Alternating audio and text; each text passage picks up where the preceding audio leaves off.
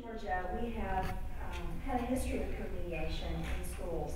I find that a lot of times when we haphazardly put a peer mediation program in schools, we come in, we train the kids and the peer mediator coordinator in one day and expect them to go forth and do a mediation program and to run it effectively. What happens statistically is within a year or two, those peer mediation programs shut down.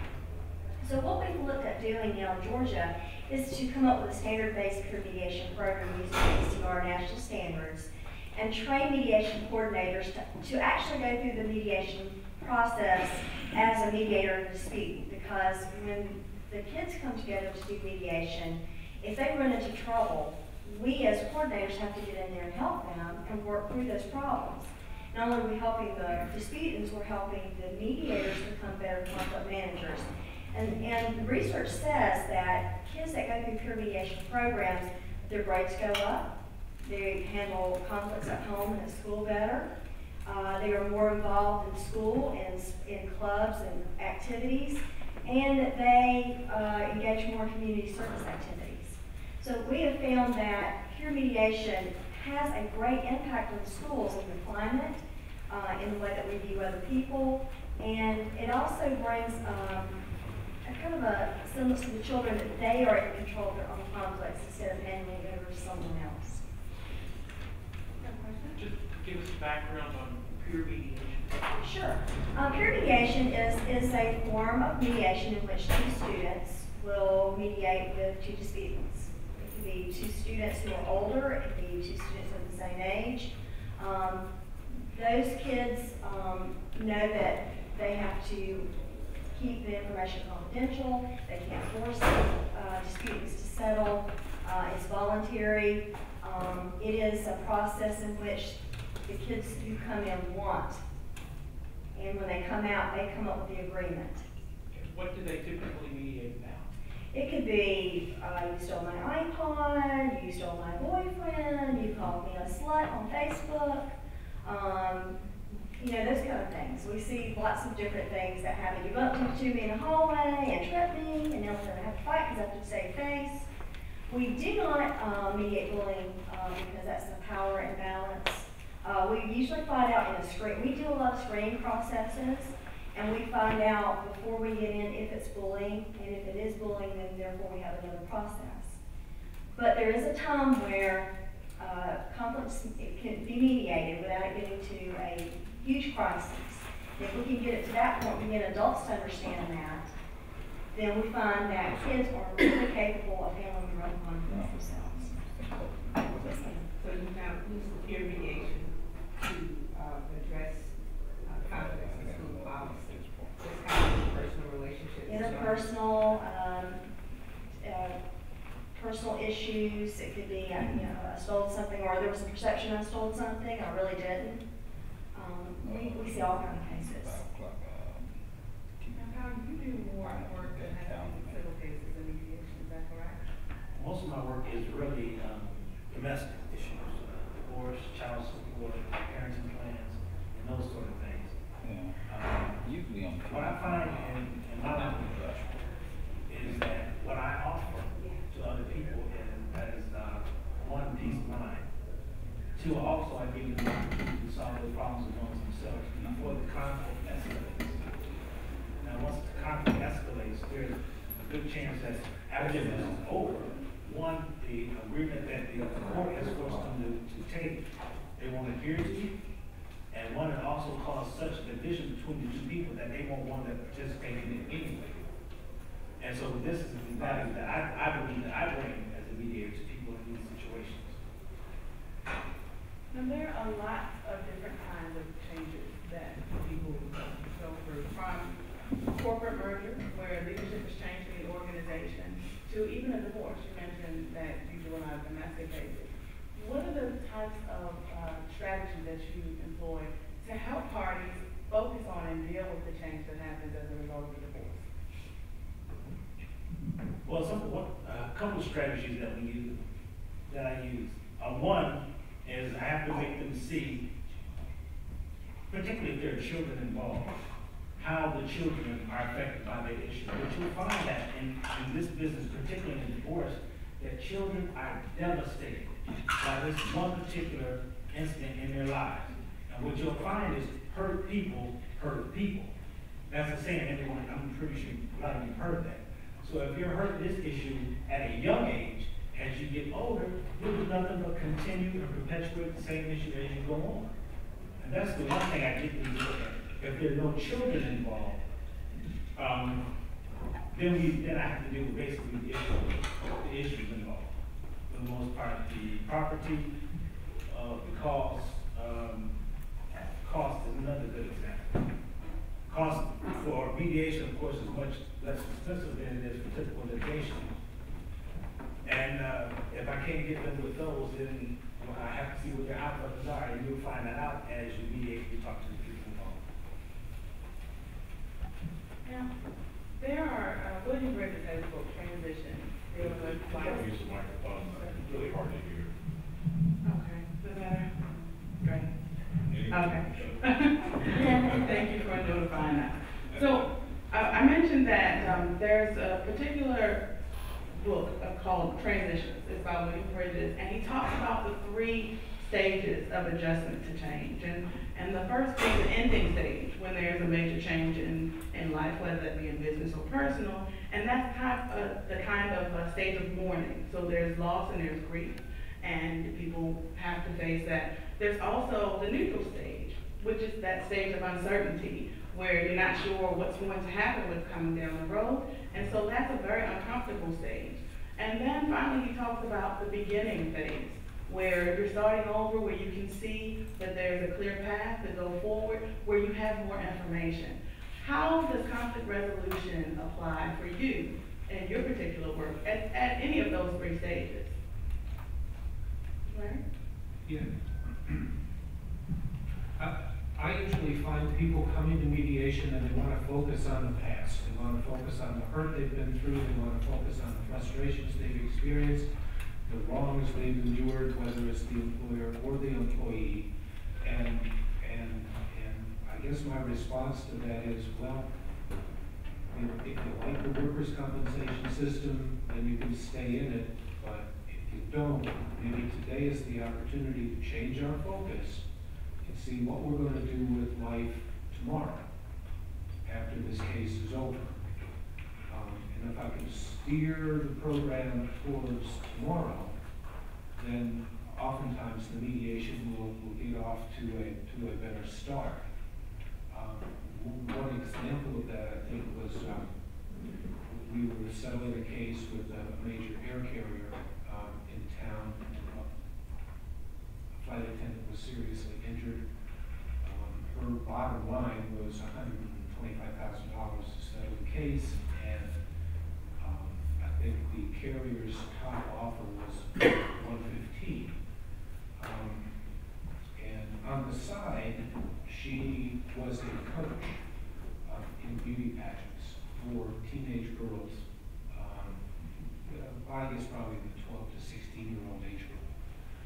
So, you know, in workers' compensation setting, you really can't be engaged in other work without jeopardizing your entitlement to workers' comp. So I talked to her about what is tomorrow going to be like for you if you settle the case today for $115,000.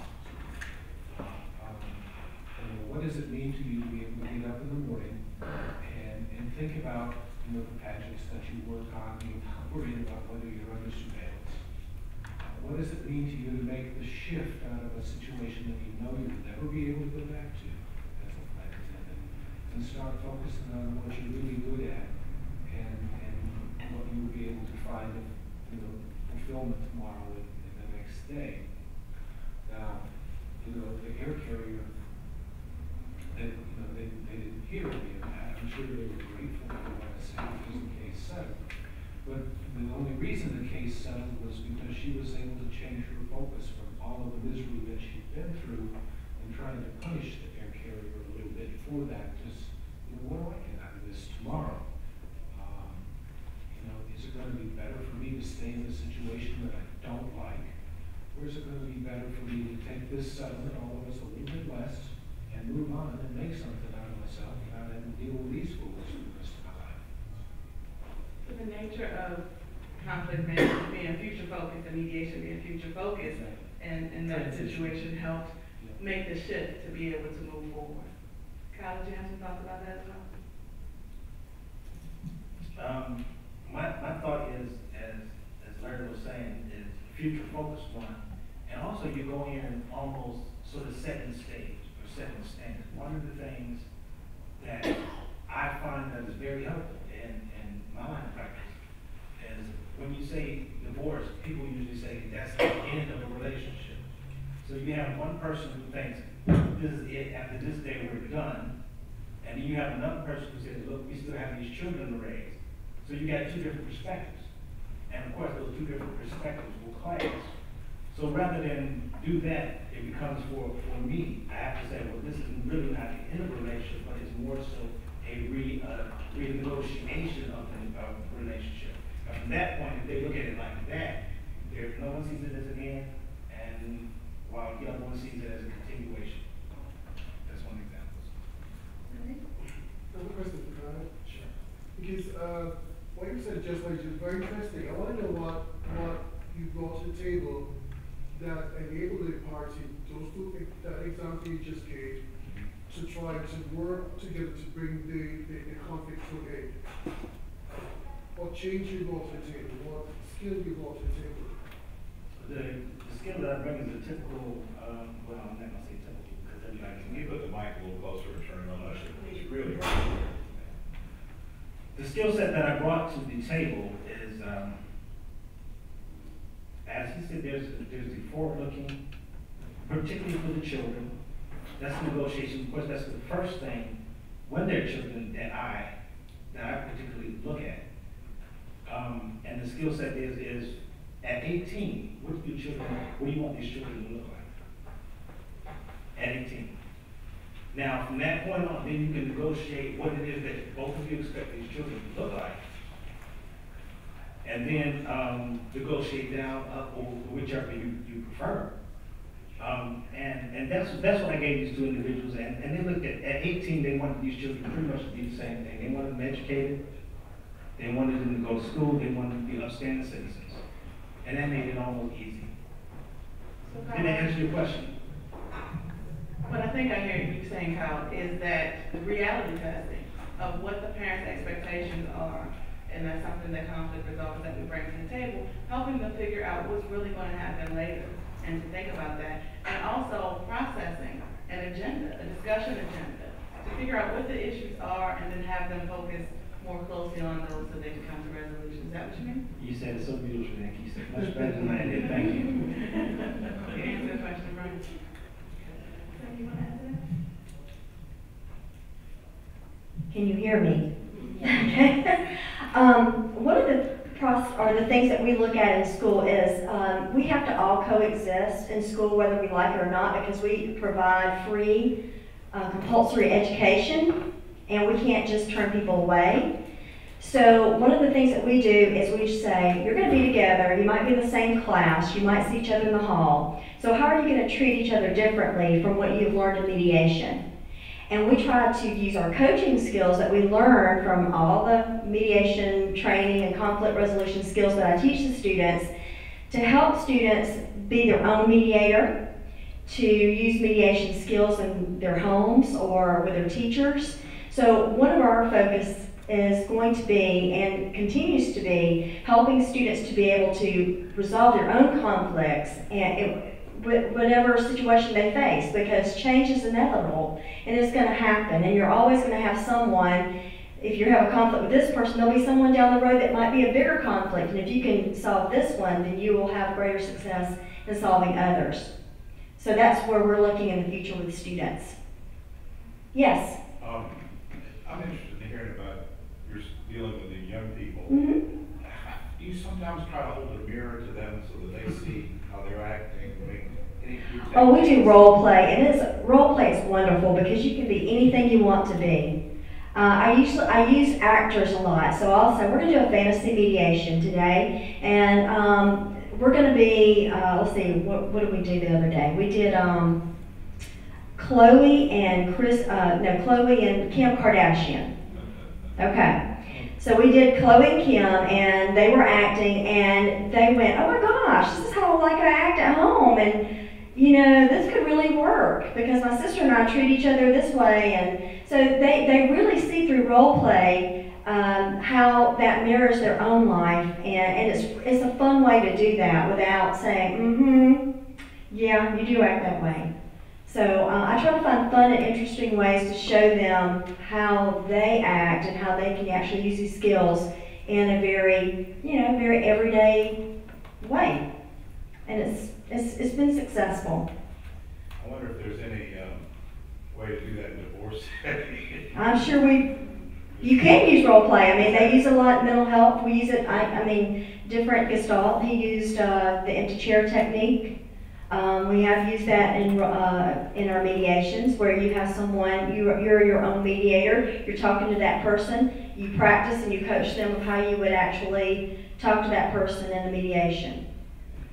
If the gentleman that does divorce, how do you deal with people that are just so brought out, and do you do any kind of mirroring or saying, hey, or is that just to a third rail?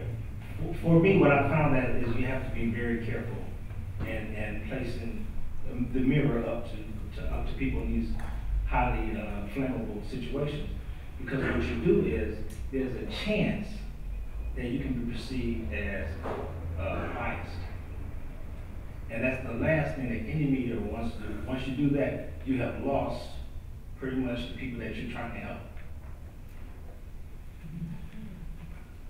One of the mechanisms that I use to deal with that is, when somebody says, well, I just want what's fair, or I just want what's just, or I'm doing this for the principle of the thing, on behalf of other workers, or the person just flat unreasonable, and doesn't perceive it or thinks that it's an advantageous negotiating mechanism for them.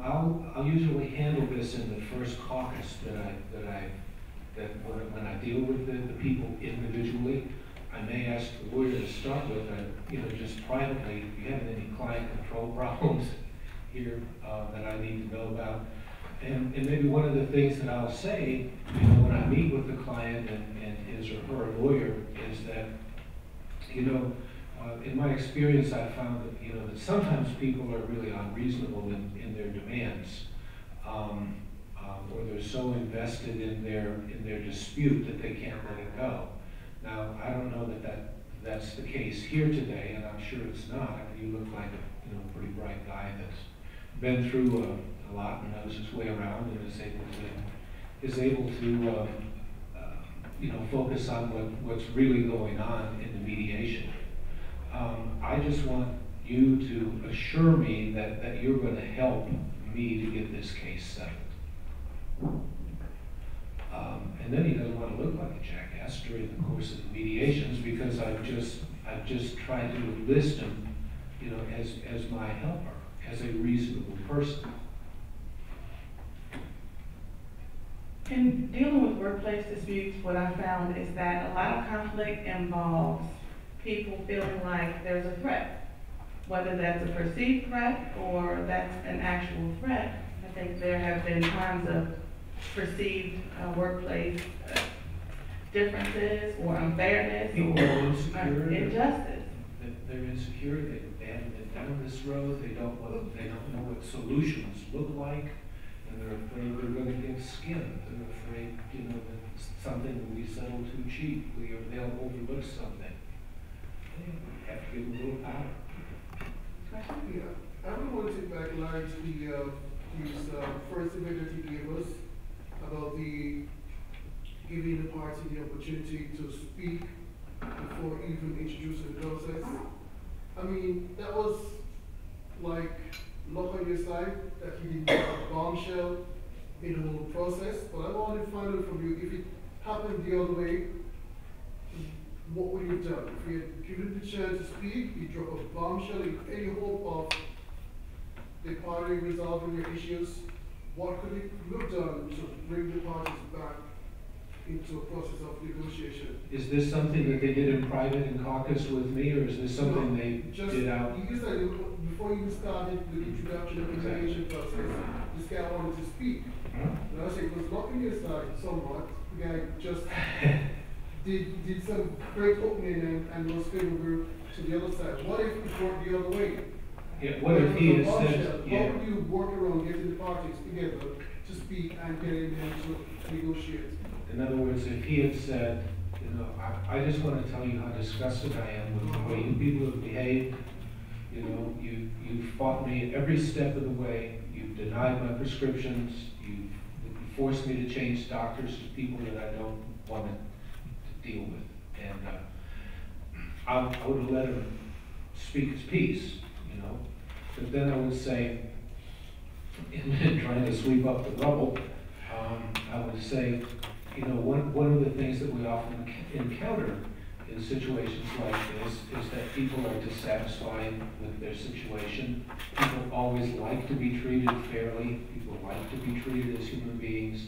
And when people perceive that they've not been treated fairly, then, you know, this is the end result that we deal with today. Now, you know, today we may be able to help this man move into the future, into a better setting for himself and his family, and put this behind him. Whereupon I would go out and have gin and tonic, and then we would start over. Yes? Isn't there frequently communications broken down? Often. And both sides haven't heard what they really had to say. I mean, does the pre-caucus kind of take away from that? No, it doesn't. It just alerts me to the potential bombshell, so it doesn't go off in the general session. They're very happy to finish the session. Absolutely. Okay. But what you say about, I guess, unfairness or perceived unfairness is just extremely important. And one of the things that I always tell people, particularly, first of all, in the individual caucus, before we have the general session, and then I reiterate it in the general session, is I'm going to do my best to be fair today. Today, you're going to be heard. And I'm going to repeat back to you some of the things that you say, just so I can be sure that I understand you, and so you can be sure that I understand you. And if at any point along the way you think that I'm being unfair, bring it to my attention, because I may not perceive it, I may not know it. Can I tell a story? Absolutely. One of the researchers at the Yerkes Primate Center was doing some work with monkeys, and she had 2 cages, 1 monkey in each cage. And she started the experiment by going into cage 1 and giving the monkey a token. And when the monkey gave her the token back, she would give him a grape. Now, monkeys are big on grapes and bananas and cucumbers and carrots and things like that. So it was working out well, and the monkey was becoming spontaneous. She would give him a token, and bang, he would give it back to her and get his grape. Meanwhile, monkey number 2 was sitting over here watching this whole thing. And he pretty well got the routine down, but he hadn't been allowed to be a participant. So, you know, on one specified morning, she goes into cage number 2, gives the monkey his token, and bang, just like that, he gives it right back to her. And she gave him a slice of cucumber. And he looked at it, and he threw it on the cage, on the floor of the cage, and went over and sat in his corner and sort of hung his head. Now, sometimes I use that story in mediation just to talk about fairness in this process is essential. And there's nothing wrong with giving the monkey a cucumber or a banana or a carrot, but it just wasn't what he was expecting. So, and that perceived unfairness, you know, if she'd given him a stick of wood, then everybody would have known that it was unfair. But perceived unfairness is the most pernicious thing that we have to deal with, because we just sometimes don't know when people feel that they're being treated unfairly. So in order to keep everybody engaged in the process, I always tell them right up front, if you think I'm being unfair, for God's sakes, let me know so we can work it out and we can keep moving forward. So The question I have for each of you is, we're talking about positive change and how our conflict resolution skills help us affect positive change and be change agents. What is your definition of positive change? Because often when there's a merger or divorce, people don't perceive opportunity in change. How do you get people to see opportunity in change? Tom? I see, I see getting people to see a win-win situation, which is what we do. That's pretty much what we do, a win-win. You have to put it in the terms so that they see that there's a win for them. And once you do that, you're pretty much halfway there. How do you get them to see those win-wins? What types of techniques do you use to get them to see that, to make that shift in thinking? My favorite is question, question, question. And you ask enough questions, you'll find out what they want, when they want it, and why they want it. Once you have that information, then you can go about trying to broker an agreement between the two.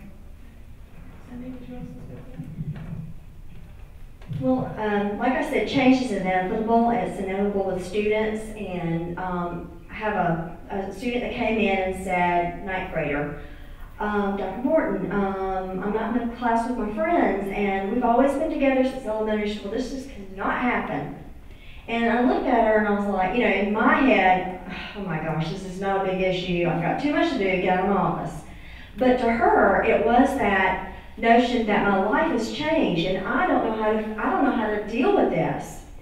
And so one of the things that I find that can be positive for students, for any human being, is that when change occurs, which it will occur, is that you have to say, there's a potential here. There's a potential for me to get some new friends. Is a potential here for me to actually maybe learn something because I'm not talking to my friends, I'm not texting my friends. And so we have to look at, so I sat her down and I said, let's do a pro and con. Pros, you're in class with your friends, or not in class with your friends, what's some good things? And she couldn't really come up with anything. Cons, oh, she came up with a whole list. And so as we got to talking more about it, I said, you know, you need to think outside the box. You're really just thinking about a really narrow focus. And so opening your focus up, and kids have a really narrow mindset, and they can't see the future. It's that brain research that Dr. Hadeen was talking about. And the amygdala is until they're 25, that's why car insurance at 25. It's so, so expensive, which I'm experiencing with my own children, and their frontal lobe is not working because they can't think about the future. They can't think of future consequences. They just think of now, the pleasure I'm going to get now, or the pain I'm experiencing now. So I think positive social change for students is helping them to think beyond today into tomorrow and how I can make my situation positive even if it seems negative. One of the things that I talk about at the initial caucus is about change, and I start out by saying that today is going to be a day of significant change in your life. Are you here to settle your claim? Do you want to settle it? The objective, of course, is to get them invested in the process, and 99% of the time the people say yes. Well, last week, a lady said no, and it threw me off my game. And I'm thinking, listen, as a mediator, this whole process is about making my job easier, and you ain't doing it. So I said to her, well, okay, so you don't want to settle your case. Can you tell me why? And she did. She kind of liked the status quo. And I said, okay.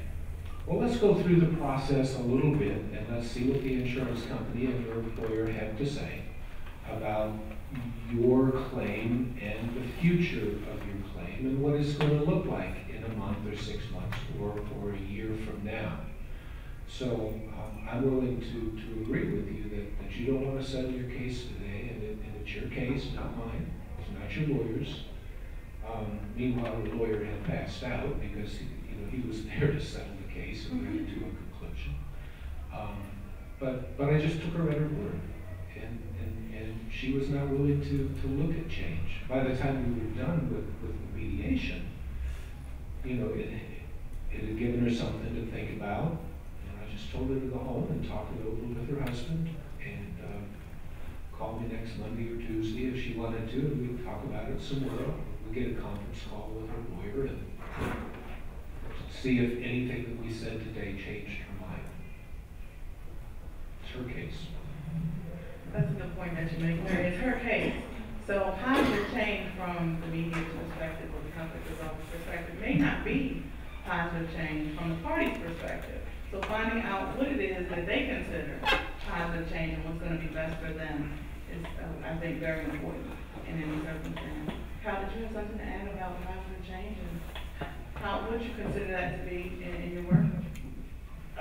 No, I was just going to say question. Whatever you do, just question.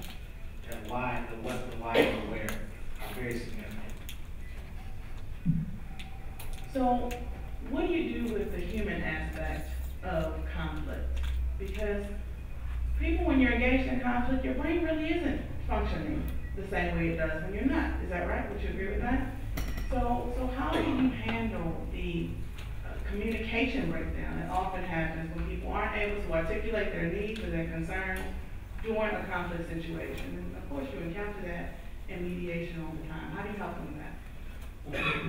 One of the things that you said really rang a bell with me is that the brains aren't working very well. There have been IQ tests that administered to people who are in the midst of a trial or in the midst of a mediation of falls about 15 points, which is pretty darn remarkable. The IQ falls, you know, because stress is an interference with performance. So, give me your question again. So how do you help people when they're in those conflict situations? Are you under stress, Larry? Yes, when I'm they're in under those stress. conflict situations, how do you help them communicate in a way that helps them articulate their needs and their concerns in a way that they can feel heard, but also have the other parties hear them? Okay, so to me, that's the time to break for a caucus, you know, or it's time to, you know, it's time to get a Coke and a cup of coffee and just think about this for a while. So, you know, if you guys want to go out and return some phone calls, you know, let's us go in here and talk about this. And sometimes a person just needs to kind of settle down a little bit, you know, because they've been in this situation before and they're worried about saying the wrong thing and effecting the wrong results. So they have to talk it over with me, and I'll coach them a little bit. And once they've said it and heard themselves, then maybe we can go back and talk about it in the group. I'd like to hear your thoughts on this as well, Cindy, because we all know that teenagers have lots of conflict, and I'm sure many parents are convinced their friends never work well. So how do you handle situations with the peer mediation of teenagers? Well, I'll just give you a simple little sign I have in my office. It's HALT, H-A-L-T. You can't work with someone that's too hungry, too angry, too lonely, and too tired. So a student that's been up to 3 o'clock at night on Facebook, who didn't eat breakfast in the morning, who had a fight with their mom before they got out the car, and their boyfriend did not walk them to class, is not going to be a great candidate to put in a mediation. So I have to find out, before we go into mediation, do they fit those factors? And if they do, how am I going to make that better? Make their body better, make their brain function better. I often provide snacks and drinks in mediation. Often, you know, we'll just have a time to relax before we go into mediation. They'll talk to the mediator. They'll just talk about anything. It doesn't have to be with this case. It could be, oh gosh, you like shops? How about that? Have you tried that new website with the shoes? Oh, isn't it great? $39. So we come up with different ways that we try to de-stress students so that they are not in that halt zone, as we call it. So each of you have different, diverse, and you can go ahead and speak to that now. No, I was going to say, Cindy, I think that's a great idea. That I'm going to need a copy of that sign. One, and two, what I find is, as Larry was saying, is the caucus is very important in those situations. Not only is it important in those situations, it kind of helps calm people down, but it also gets, it lets the people know that you're not against them. That's the one thing you have, particularly with men, especially in my situation. They'll come in, basically want to tell me or tell them, this is what's going to happen, this is what we're going to do, I don't care what you say. And at this point, it's my opportunity to, okay, all right, let's go talk about this. What is it that you're expecting to get out of this? All those sort of things that we've been taught in class and all those great things. And at that point, they'll start to calm down as they tell me what it is that they want. Then they'll realize, oh, this guy's not so bad. He might actually help me. So this question is for everyone on the panel. We have different ways to communicate information. We all have different styles. Some are more facilitated, some are more evaluative. What are the techniques, or the one technique that all of you use that you think is important in helping people understand and affect change? It's my turn to give the other guys a chance to think. What I do is I listen very, very carefully, and I listen deliberatively. I may take notes. I don't interrupt. I wait till they've kind of burned themselves out with what they've had to say. I repeat some of it back to them so they know that I was listening. And that sort of gives us a platform for further discussion. I can't effectuate any change until somebody trusts me in the position of listening, understanding, and empathizing. One of those, they're big ones. But that's important, and I may spend a lot of time on that at the beginning of the mediation, without which, you can always force a result in mediation, but it's never a satisfying result. So if you spend the time, with people really listening, then you can establish the relationship that you need to kind of coach them around the corner. I've said to people sometimes, look, if I were in your position, I probably wouldn't do this, whatever it is, accept the settlement, reject. At the end of one mediation, a lawyer with whom I've worked many, many times, and who knows me pretty well, he said, you really were sincere in there. And I said, yeah, I think sincerity is really, really important in these situations. And once you learn to fake it, you're all set. Okay, we're going to hear from Val, and then I'll ask questions. I think I have a question. How do you avoid injecting your own personal values and, remaining objective and not subjective in the process? Yeah, that's something actually that I just have to be aware of. In my experience, over 30 years, I've seen down the road, that they're going to be traveling down if they don't settle their case. And I know from experience what other similar cases have settled for. And maybe they are willing to accept something way less than that, or they price themselves out of the market. But it's not my job to force the settlement. It's my job to keep them engaged in the process so they know what the other side is prepared to pay. But so far, I've always been able to back off before I call them stupid. So last words, any last words about how we as individuals can use our conflict resolution skills to be change agents? I think one of the skills that we haven't mentioned much here is reframing. Reframe. That's like questions for me.